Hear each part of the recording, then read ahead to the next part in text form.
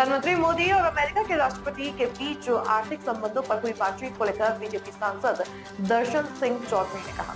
PM Modi ने साफ तौर पर कहा है कि यह 2025 का भारत है जो अपने लोगों के हितों पर समझौता नहीं करेगा। का भारत है और अब भारत किसी भी ऐसे दबाव में जिससे यहाँ की जनता के हित प्रभावित होते हों, चाहे किसान हो, चाहे मजदूर हो, चाहे आम महिलाएं हों, युवा हों, कोई भी इस प्रकार का वर्ग प्रत्यक्ष तौर पर प्रभावित रहेगा तो उन चीज़ों से समझौता नहीं किया जाएगा। ये बात पहले भी हिदायत के रूप में माननीय मोदी जी ने कही है और बार बार। अब भारत वो देश नहीं बचा अपने आप में, इसके इंफ्रास्ट्रक्चर तो मजबूत हुआ है, लेकिन विश्व के अब चौथे नंबर की अर्थव्यवस्था में ये हो चुका। अगले कुछ सालों हम तीसरे नंबर की अर्थव्यवस्था हो जाएंगे। तो भारत अब दिन प्रतिदिन किसी पे डिपेंडेंसी इसकी नहीं रही, लेकिन फिर भी जो हमारे प्रधानमंत्री जी और हमारा नेतृत्व विचार करके जो कदम उठा रहा है वो देश के लिए और भारत के लिए बहुत हित कर रहा है।